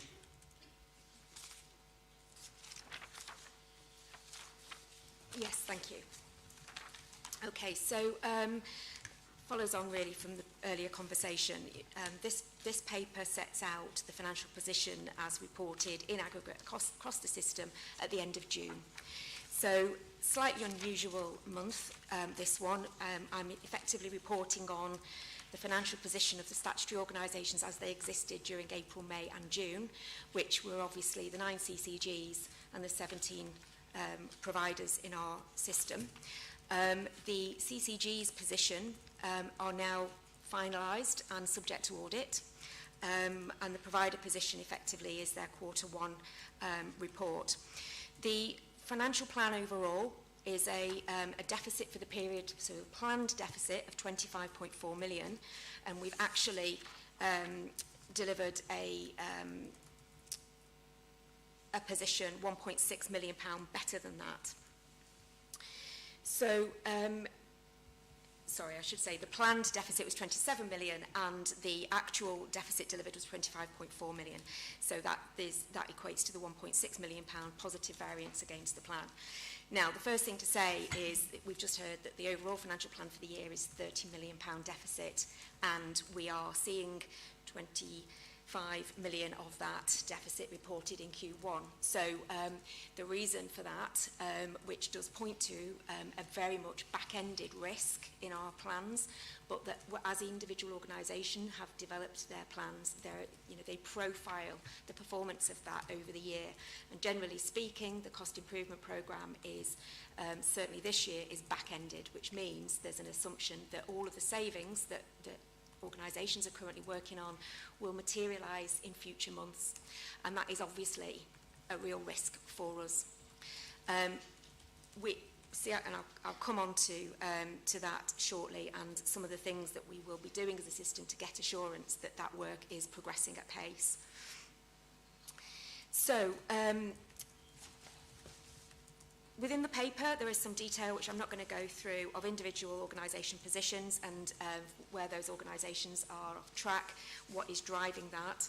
And as you'll see, at month 3 anyway, generally speaking, the deficit is centred around a small number of organisations. But as the months go on, depending on what assumptions organisations have made about when their CIP programmes will hit, then I anticipate those risks potentially materialising in other organisations, without corrective action, which we obviously need to work on very quickly. So, I'll open it up to questions in a second, and I'm sure there are many. But one of the things we have been developing and will need to further develop quickly is our financial recovery regime as a system in Cheshire and Merseyside. So, how do we hold organisations to account for their financial plan delivery? How are we supporting delivery? What decisions can we make collectively across the whole system to speed up and accelerate delivery of cost improvement programmes? Some of the components of that recovery regime, we have already instigated a peer review process which has reviewed each of the organisations in the system with a deficit plan, and that peer review process wasn't led by finance, it was a multidisciplinary process chaired by a clinician. We've also reviewed CIP plans, but to be fair, there's still quite a lot to do on CIP plans, so we've a lot more to do on that, sharing of ideas across the system. I've mentioned earlier about the audit across every organisation around their financial control processes. But we're also talking, and we've got further conversations this afternoon at the executive team, and we've spoken outside the meeting with a number of people around the table already around the additional financial controls that we may need to put in place to really manage the risk in year, and that may include agency. We're looking at our agency spend, and national controls are coming down, but what do we want our own local decision-making or escalation processes to look like in relation to premium pay or agency staffing, for example. So quite clearly a huge amount of work to do and considerable risk in delivering this position in year. I don't have all the answers. This is a collective financial position across the whole system, and individual boards will be having similar conversations like this one up and down the system in terms of, you know, dealing with and delivering their own financial plan and position, and working together, supporting them, but also making sure that we're managing the risks and holding to account as well for delivery. Thanks, Claire. Any questions or comments? Steve? Neil? Just my comments on capital expenditure. I mean, we have a £5.6 billion revenue budget. We only have a £224 million capital budget. Yeah. And the bit I don't understand is the role of this board in relation to decisions on capital. I mean, the government have been looking to make investments into 14 new or regenerated hospital sites. And what role do we have in those decisions, and will that be reflected in our budget? Because we seem to be revenue reasonably well off, yeah, subject to things I said earlier, but capital, it's a very small allocation. Yeah, very small allocation. I mean, we are incredibly capital constrained in the NHS. Very, very... Are you all right for me to answer that? Please, yeah. Really low levels of resource on capital nationally. We are allocated a capital envelope for the system, Cheshire and Merseyside, and we are able to determine how that is prioritised. But the £250 million capital budget you see in our plan in the position today, only half of that is the element that we have complete discretion over. The other half relates to national programmes such as digitisation programme or recovery or diagnostics, and those are subject to national bidding processes and business cases. And in answer to your question specifically about the new hospital programme, they are national processes with national prioritisation criteria. As a region, prior to us being here, the region and system partners were asked for input and views of priorities within Cheshire and Merseyside, but ultimately the next round of that will be 8 organisations nationally. So we, you know, the likelihood of one being in Cheshire and Merseyside, is probably fairly low.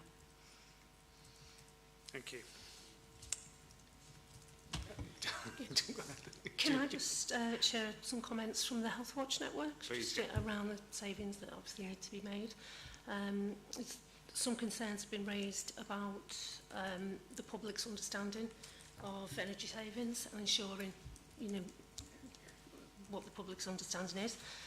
When at a time like now, when waiting lists are so long and people are struggling to get treatment and appointments, it's going to be hard going to convince the public that over £68 million worth of saving isn't going to make their care worse. So just a little bit of work to be done there to assure the public, really. Graham, do you want to give a comment on that? Okay. So you will remember that the Chancellor of the Exchequer stood up and said the NHS would have whatever money it needed through the pandemic. They effectively wrote us a blank cheque. We didn't operate with a budget, they just reimbursed what we were spending.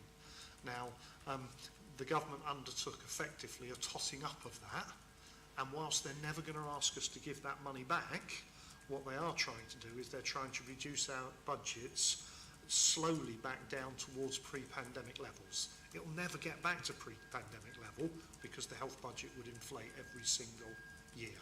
So they are taking away some of the money that we had for dealing with the difficult operating environment of COVID. We think they've taken that money away a bit too soon, but that's their right to make that decision how they make it. You've then heard Claire and others talk about the elective recovery fund. If we can do the work, there is no limit at the moment on how much extra money they would pay us for getting more patients and more procedures through, but we are restrained from the capacity we've got, and we are restrained by our workforce. So if it's about clearing the backlogs of the waiting list, If we've got the spaces on the wards and the operating theatres, if we've got the surgeons and all the support staff to do the work, the money will be there, but it's a really, really difficult operational challenge for all of our hospitals. I think it's also useful to add that each one of our organisations, the provider organisations, will do a quality and safety impact assessment of all their productivity or cost improvement programmes, which their medical director and nurse directors are responsible for, and we'll see the parallels with our medical director and nurse director to assure us that any productivity and cost improvements aren't causing any safety issues. Okay, we're happy to move on. Neil, sorry. Couple of questions. I recognise this year is a year of getting through, so I'm more concerned about the strategic position of the ICB and the strategy. I know Claire's working on, but to understand that, because at the moment what we're doing is putting money where it's needed. We're addressing waiting lists where people are on the... It's not about equalities or population health, it's about just the clear immediacy. So it's the financial strategy that actually moves us forward, going forward, where we will see that. And whether we will see pace of change distance target for places, because it's very important for places, because I see North Cheshire's got a £69.9 million deficit, but is that based on fair share, so just what they get? So it's the longer term strategy of the ICB to support inequalities, population, and give fair shares to people once we've got through this period. And my second question was quite a simple question. On the Better Payment Fund, all the hospitals are cash rich, but we're not paying suppliers. And in these days, the economic challenges, that seems a poor record for us. Perhaps we could say to your first question, Neil, and great, on the comment. The answer is yes, that's what we want to do, and we will be developing a financial strategy. I think both colleagues know that Claire Watson will be leading a process to set out a 5-year plan for the system. That 5-year plan will be signed off by this board no later than March next year. Actually, the process of engagement to do that will be as important as the plan itself, and that plan will be underpinned by a quality strategy, a digital strategy, a workforce strategy, and a financial strategy. Thanks, Graham. Claire, better payments? Yeah, completely agree. I think big area of focus nationally as well, and I know that the regional finance director has written out to organisations that aren't delivering on the target. So I'm continuing to work with and push that message with finance directors, colleagues, and find out what the blockages are. And I'll mention that the board are keen to track that as well and make sure that it's reported every month here. Okay, thank you. Good questions, thank you. Are we happy to move on? Thank you. Tony? Thanks, Chair. So thanks for allowing me to report this performance report. I think the first comment I'd like to make, as I set out in the cover sheet, is about the recognition that this is a developing reporting process. We fully intend to integrate quality, workforce, finance and performance into one overall pack. And we'll use the Quality and Performance Committee, which Tony referenced earlier, which meets next week, to provide the oversight of that as we develop over the forthcoming months. But I think, when we heard those earlier comments before from Graham about the operational pressures, we were very keen to bring to board a number of indicators that highlights that situation. So we've chosen a number of central indicators. These are the ones primarily that are set out within this year's current operational planning guidance. But we absolutely recognise it's not covering all sectors. For instance, it's not covering mental health, and that is something that we are told will be much more reflected in the forthcoming planning guidance, which we believe will be released in September this year, as opposed to what is normally a Christmas event. And it will look for plans over a longer period than just the forthcoming 1-year period. So next month, if it's okay, Chair, I was suggesting that we bring back some of the detail as a reminder of the targets that were set, or the objectives and standards that we're aiming to achieve in this year's operational planning guidance. If the timing works well, we may be able to provide some insights into the forthcoming planning round as well. So if I can, I won't go through page by page. I'm sure everyone's had the opportunity to digest a lot of the data we've got, but I'll cover 4 main areas if that's okay. The first one being urgent care, and I think Anne's just articulated the current state of pressure that we're seeing across all sectors, whether that be primary care, whether it be acute hospitals, whether it be the social care environment, mental health or community services. And to articulate that, if we look at A&E attendances, which is often used as a barometer of that, we know that we're about 7% up compared to pre-COVID periods. Similarly, when we look at primary care, they similarly are 7% up in terms of GP appointments that are being provided at the moment. That is a mixture of both face-to-face and telephones and other purposes, but again, that patient demand is there. We're seeing very high occupancy, as Anne said. You know, we can talk about the difference between 98 and 99, 100% occupancy within an acute hospital. The reality is that's full, because there's always people sat within an A&E or on the way in via ambulances or walking in, so that is full. And whilst there's a number of components to that, one of the elements, as I touched on earlier, really is, you know, we are seeing successive waves of COVID. So whilst it may not be publicised as much as we've seen in the past, if we look at the position across Cheshire and Mersey through June and into July, the latest wave or the latest variant of COVID brought about a position where 9% of the bed stock in the acute hospitals was being managed for COVID patients. Now that's not far short of the 11% that we experienced in January and February in the first Omicron wave. So a really, really challenging situation. And whilst hospitals are adapting to how they manage those patients, it still creates an awful high level of occupancy for them. The workforce challenges are uniformly across the board, and some of the work that we've seen, particularly in the social care sector, we're beginning to believe may have some early signs of help.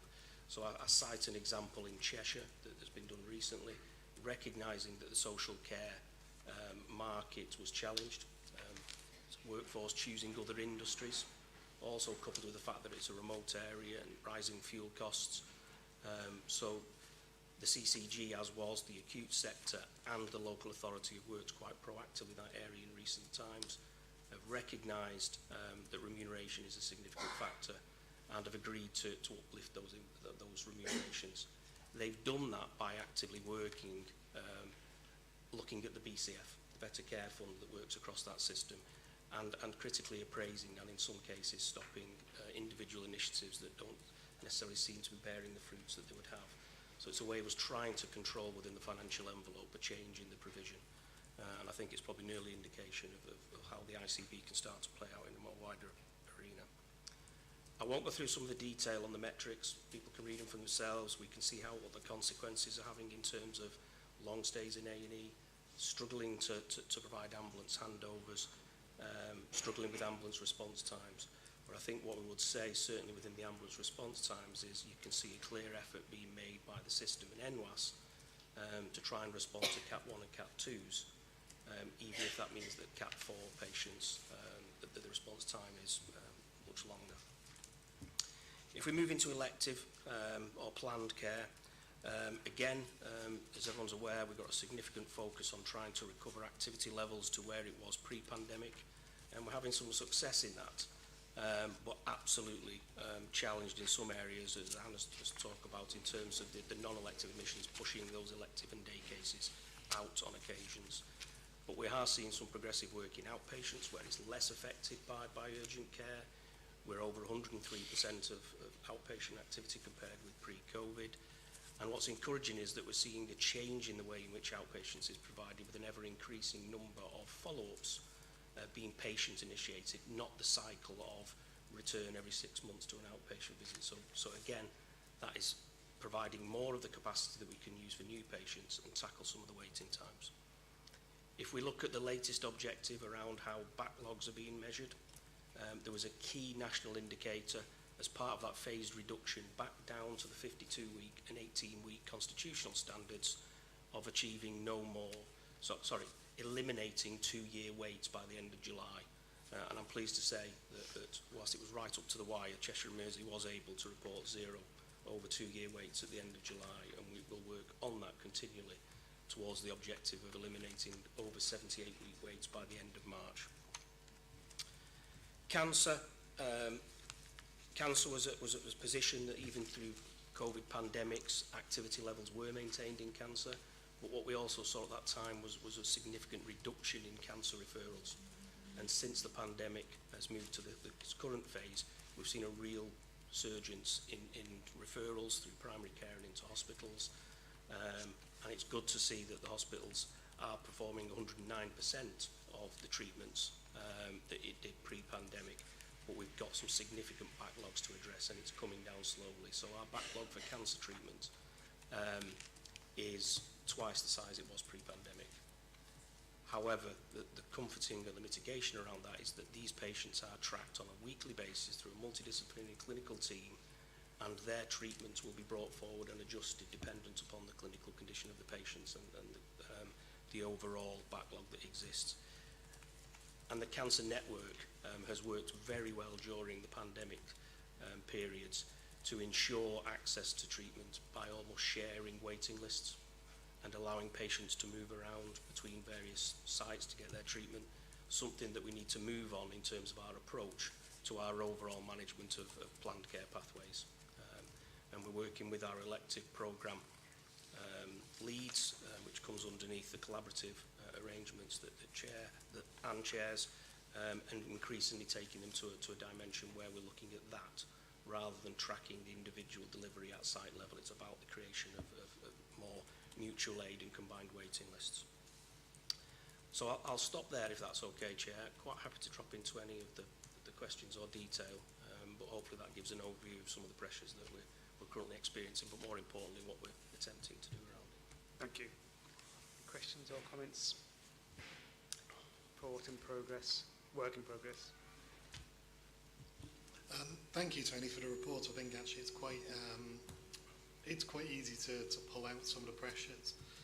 The bit I'm a little bit disappointed with, and possibly it's an area for development, is primary care's wider than just general practice. You've got 3 general practice measures in there, nothing for dentistry, nothing for optometry, nothing for pharmacy. And given we've already taken responsibility for pharmacy and we're going to for the other 2, I think actually there's some work you could do perhaps with Primary Care Leadership Forum to figure out what metrics and how we can get that reporting in, and I'd offer my help on that if you and that'd be very welcome. And we do have the business intelligence leads from across a number of sectors, be it local authorities, social care providers, etc., working on the establishment of a balanced scorecard for a great deal of metrics rather than one page that you see here.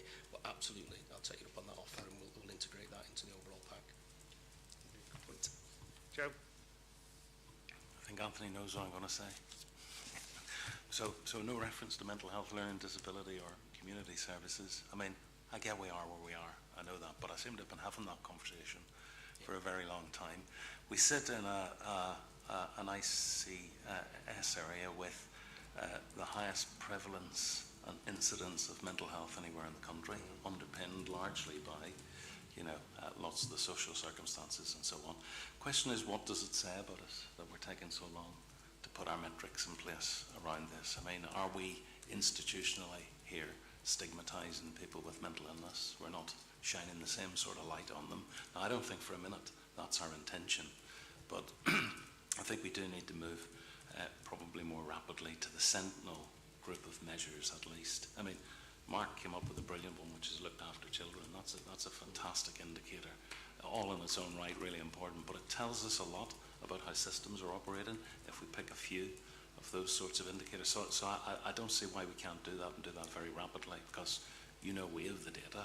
If other places don't have the data, at least putting it in place forces them to address their data quality issues and so on.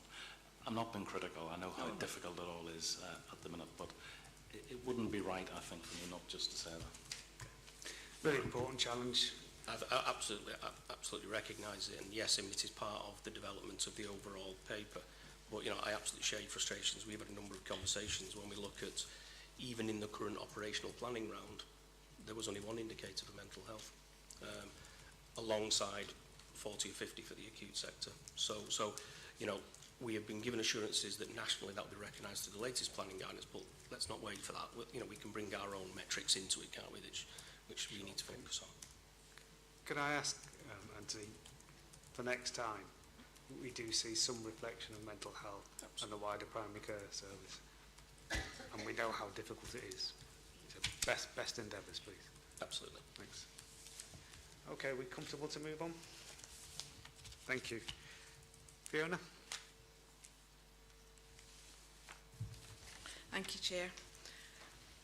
So the paper that you've got in front of you this morning on the establishment of the North Mersey Comprehensive Stroke Centre is here for a decision building on the conversation we had at our shadow board. I have colleagues with me, I hope. Hi. So I have Dr. Claire Cullen, who is clinical... are you there, Claire? Come and sit. One of our leading stroke consultants across the patch, who's here to answer any clinical questions, and I have Carol Hill, who's the Director of Strategy for Liverpool Place, and who has been SRO on the stroke programme. So what the paper outlines for you today is the strategic context and the proposed clinical model which the board were introduced to in June. I'm going to take that as read, but I want to draw your attention to a few elements of it. So specifically governance, outcomes and finance, and I'll bring colleagues in to talk about that in due course. Section 8 gives you the details of the extensive process that this has gone through over quite a protracted length of time. This work started 2015. Hi, Helen. 2015. It was protracted in part due to COVID. It definitely got held up by our attention being elsewhere during the pandemic. But we are now at the point where we're asking for a decision, and we have a final OSC meeting scheduled for September. Over the last 5 months or so, the process to bring this to the board has been accelerated due primarily to the concerns about the sustainability of the stroke service at Southport and Ormskirk Hospital.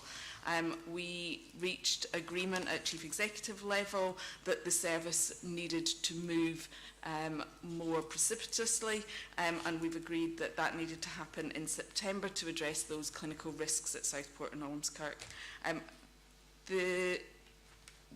That approach, or that challenge, has been met by a very collaborative approach between finance colleagues, clinical colleagues, and the wider stakeholders involved in this. The other point on governance is that on the 27th of July, Lancashire and South Cumbria's new ICB took this paper for a decision and supported it, with some caveats. I'll talk in a moment about some of the challenges that we've had, but they want to be very involved in the next phases of the work that we need to do to make sure that this not only mobilises safely but continues to develop in the way that we've planned. So we really welcome their support and keenness to be involved. Section 7 talks about outcomes. So in June, the board specifically asked the question about how we will know whether we're making a difference and whether our outcomes are improving. So what we have done is developed a local dashboard. So we have our national SNAP data, which colleagues can comment on in a minute, but we felt that we needed to go further than that. So the dashboard that is in the paper in front of you today, it's basically a snapshot of where we're up to with it. There is more work to be done on it, but actually credit to our BI colleagues who've pulled that together very quickly for us, and I think it's looking very promising. I would just draw attention as well to the finance section. The original pre-consultation business case was done 5 years ago. With the benefit of hindsight, it's clear that there were gaps in some of the assumptions that were made. Some of the assumptions were made in, I'm going to call them ordinary times, pre-COVID times, and as we've been hearing in our performance report, we are existing in a very different world, and the system's under considerably more pressure now. There is a lot of learning for us when we do further reconfigurations and pre-consultation business cases to do perhaps some more horizon scanning, and the system has committed to do that learning together, and specifically using stroke as an example of how we can learn. The costs, the significant increase in the costs come from a range of sources. So diagnostics, there's much more that we are expected to do now.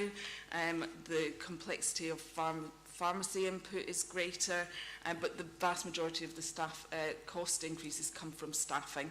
That is primarily to do with the fact that the assumptions that we made about staff being, if we built a hyperacute stroke unit at the front door of Aintree Hospital, it would relieve some of the pressure on the A&E department, and some of those staff resources could be used, but that is clearly, as I say, a different scenario now.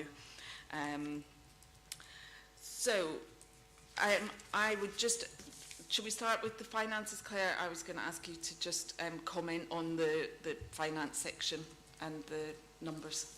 Yes, of course. Yeah, so just very briefly, you'll see in the paper, but also in the business case, which has been circulated, that the total annual cost is estimated at the moment to be just over £7 million, compared to a pre-consultation value of around about 2.8 million, for the reasons that Fiona's described. I think what we've had a number of sort of review meetings with the finance and wider clinical and operational community on this, because clearly that is a significant investment, and we need to be absolutely clear that it's the right model, and the value is there. So we've identified £2 million within the ICB budget this year to support the in-year costs, which I think are around about 2.3 million. So we're supportive of that, and that's there. But we, I think, need to do more work, and we've agreed with all partners, the providers, to do more work over coming weeks and months to really nail down the annual costs, and ensure that this is a value for money model for the benchmarking and etc. But we're very conscious that this clinically has to happen in September to support the clinical risks that are set out in the paper. So from a pragmatic perspective, we are supporting this as it stands at the moment, with that further work to do on the affordability long term. Thanks, Claire. And I was just going to let the other Claire comment. Oh, yeah, Chair.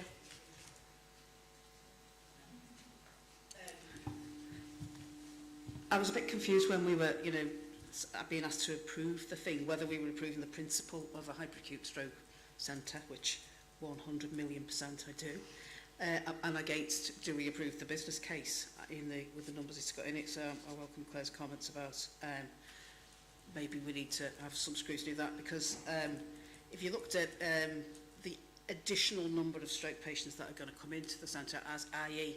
who over and above the existing Luft, the Royal and Aintree patients, it's only really the Southport patients that are extra. And if you did it, in the days when we did the Mid-Mersey hyperacute stroke unit, it was PBR, and to take that number of patients would have yielded about £1 million in PBR. So it's an awful long way away from the 7 million, because actually the numbers are smaller than when we took on the Warrington patients into Mid-Mersey. So it is, and the other thing, because I've got the microphone on, is there will be some drift into Wiston from the Royal, and that's not even mentioned anywhere in it. And of course that is a capacity issue. I'm not even arguing about the money, but the principle that you will get that population that is shared between Wiston and the Royal, which is significant.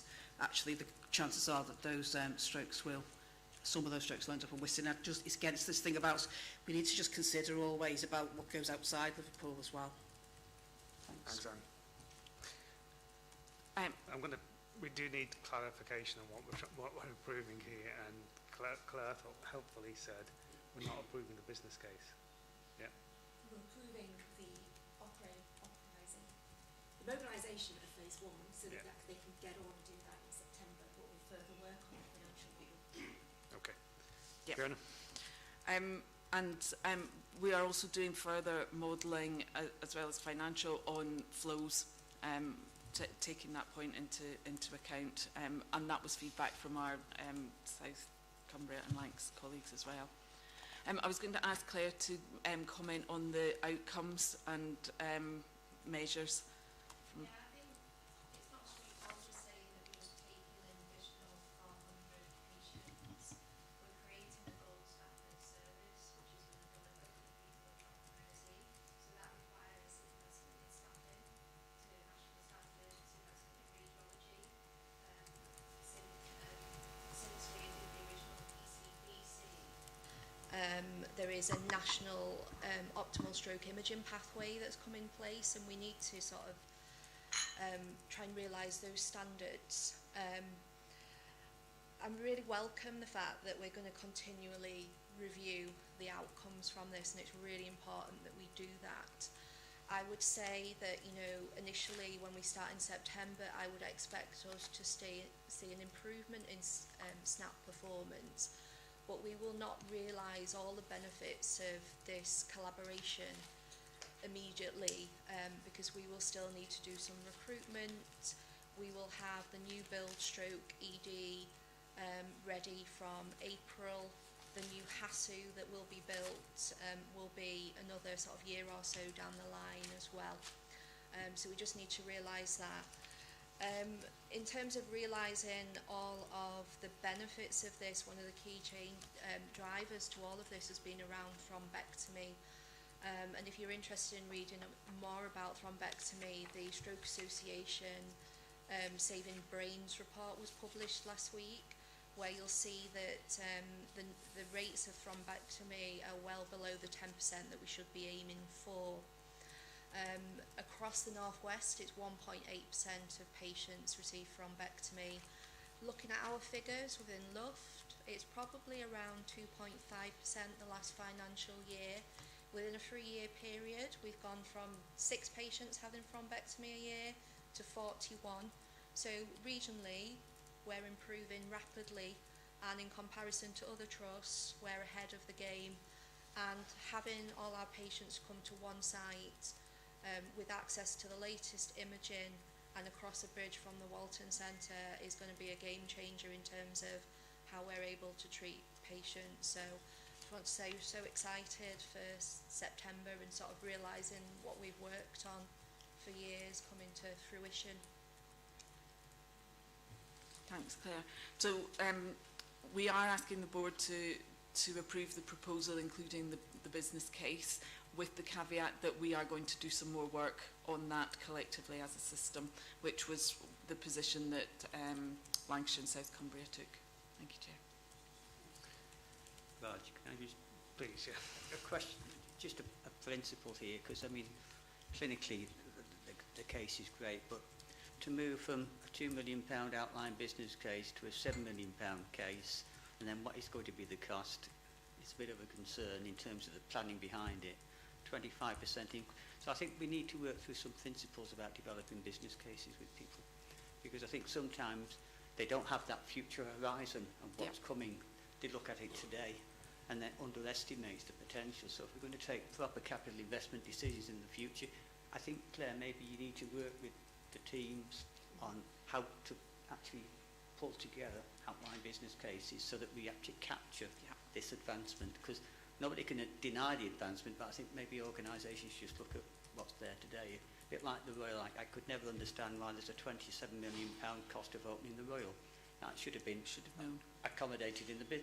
So it's nothing to do with the cost of opening of the Royal. It's the poor business casing process, I would suggest, and I think we need to look at that to help them, and it's not a criticism. No, I would agree with you completely, which is why we've committed to doing the lessons learned exercise from this one. I think COVID has had an impact because we lost 2 years in the middle, but you mentioned the point about it not being planned and managed, and we didn't do it for 2 years, and then the clinical risks escalated, which meant that latterly we've been chasing our tails to play catch up, but I agree with you completely and would welcome that. Thanks, Dale. I'm really heartened to hear about the gold standard service that you've conceived and designed in. But obviously we need a gold standard service for the whole of the Cheshire and Merseyside and not just for North Mersey. So we do need to bear in mind here that we are responsible for the whole of the patch, and what we can't have is a gold standard in one place and a bronze standard in another place just because of the timing or the opportunity or whatever it is. And, you know, I recognise entirely this issue about thrombectomy, and we're absolutely not where we need to be. But what we've seen in many of our specialist services is the closer your proximity to Liverpool, the more chance you have of getting access to that kind of service. And what we need to absolutely ensure again is that everybody in Cheshire and Merseyside has got the same access to the likes of thrombectomy and a gold standard stroke service as the residents of North Mersey have. Could I respond to that? Please, yeah. I met with the stroke, so we have a Cheshire and Merseyside stroke network, as you know, and I met with them last week and we were discussing this paper, and I said to them, if this board have read the paper properly, they will ask me the question about what about the rest of Cheshire and Merseyside, and so the work plan of the stroke network absolutely includes addressing that.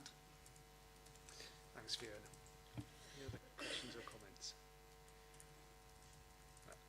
I have the clinical case, the patient case, absolutely great, and the aspiration to go for gold standard is a must.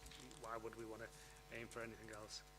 I am not yet clear about what we're trying to approve here in the absence of an approved financial plan.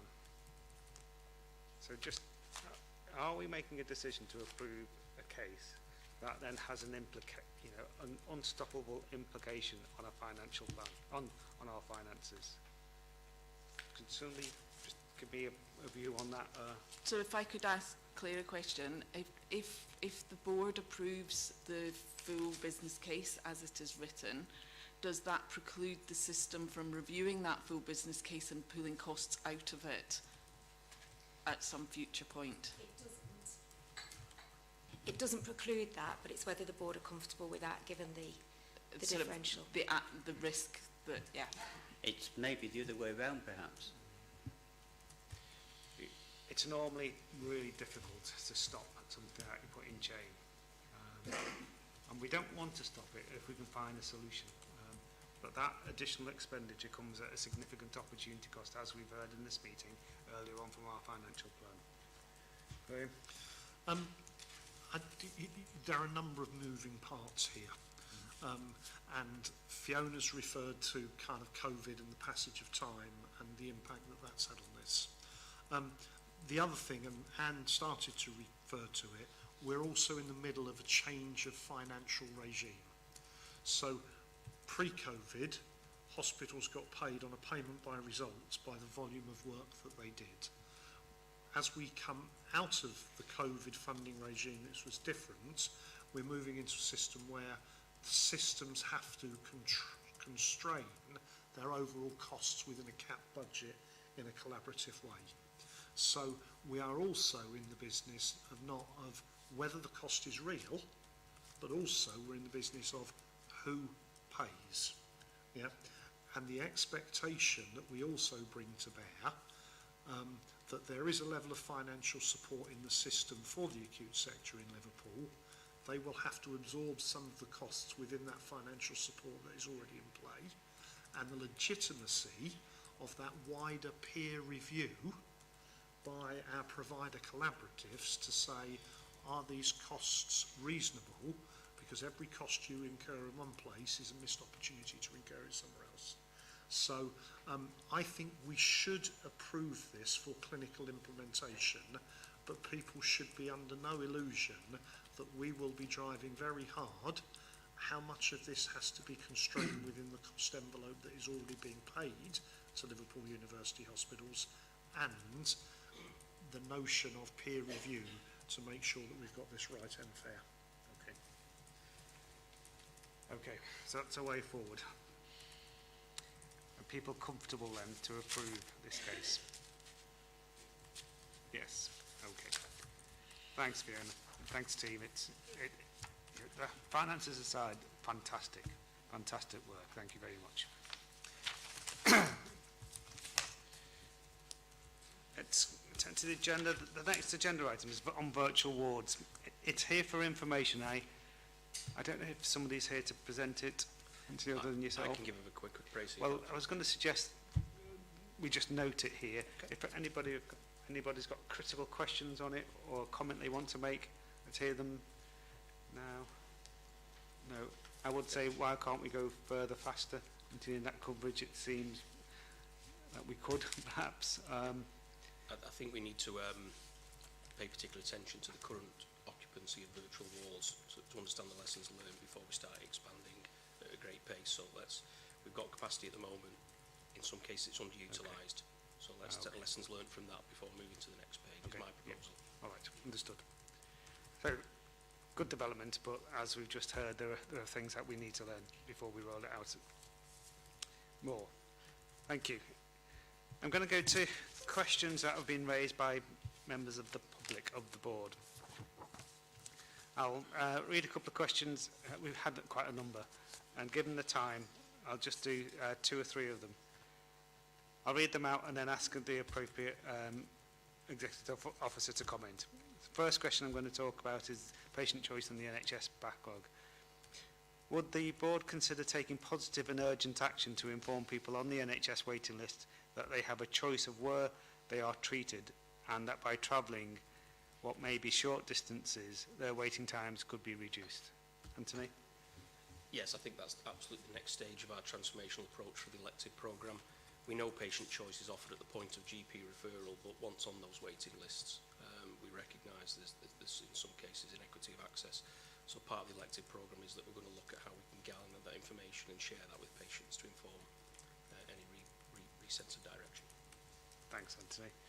Second question, again it's for Anthony. The performance report doesn't have 52 and 18-week figures. Are they available? Yeah, they most certainly are available. As I mentioned in the earlier part of the performance report, they are NHS constitutional standards. The key sentinel measures whilst we're in this period of recovery and reduction of backlog has been on 78 weeks, but absolutely happy to put those 2 metrics in as standard as well. And will they be available publicly? Yes, they can be. It's published information, so we can gather that. Thank you. Next question for Graham. Does the service specification, this is about the Liverpool Independent Clinical Services Review, does the service specification require Carnal Fire to reach a conclusion compatible with the introduction, or are they free to reject the assertions and the perspectives of the Liverpool One strategy? Okay. By its nature, this is a limited review, and that limited review has to start from somewhere. So the review is about taking what has been done to date and helping that accelerate and move forward and develop.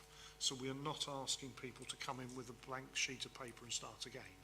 But of course, we've appointed these reviewers through a very rigorous test and competition, and if they think that there is something fundamentally flawed in the way that we are working now, we would expect them to bring that to our attention and discuss and agree with us how we shape that in the future. Thank you, Graham. This one's for Chris. It's driven by the Ockenden report. What will Cheshire and Merseyside's Ockenden funding be spent on? Yes. Thank you, Chair. So the local maternity neonatal system will provide assurance to the ICB in relation to the totality of the Ockenden agenda. So the LMS have identified and agreed with providers the formula for the allocation of funds for respective providers. I think other aspects of the question refer to the LMNS will monitor and provide assurance to the ICB that the funds are used to recruit and achieve the objectives and meeting the immediate essential actions detailed within the Ockenden report and also of the Birth Rate Plus. And within the ICB, we've got the scheduled Quality and Performance Committee and the System Quality Group within the ICB that have timetabled the agenda items to receive assurance in respect of all things related to Ockenden. Thanks, Chris. That answers the other 3 sub-parts of that question. I'll stop going through the public questions at that stage. But as I said at the beginning of the meeting, we will ensure that those people who've asked those questions will get a full answer back from the appropriate officer. Going back to the agenda, any other business? I've not been notified of anything. No. Okay. Just some concluding remarks from myself. It was the first meeting really of a increasingly proper agenda. By proper, I mean a wholesome agenda that covers the work that we're setting out to achieve with all our partners. We know it's work in progress and there's more to be done, and we know there are certain areas of our remit that we will see more from in due course. We do, periodically a review of the effectiveness of this board, and in due course we will do it. One of the key messages I wanted to put across was I thought the presenters for the board presented really, really well. Thank you, Mark, for taking the time. That was a really good place-based presentation. And I was really encouraged to hear the comment and the questions from all directors to ensure we got into a good place. There are a number of really important items that we discussed today that we will work with the comms team to ensure that they go on onto our public website in an appropriate manner, so that we can reinforce the live streaming of this board with the public. And I'll end by saying to members of the public, thank you again for attending here today. It's really, really important that we do see you. You bring the stuff that we have on paper to real life, and it's a really, really important thing that you do. Thank you. Thanks, everybody.